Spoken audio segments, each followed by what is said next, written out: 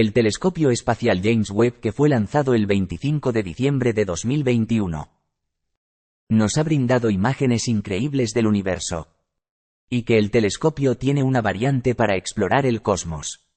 Además de ver imágenes, sus datos también se pueden escuchar. Y ha captado un sonido del cosmos por ondas gravitacionales. Aunque no lo creas, este es el increíble sonido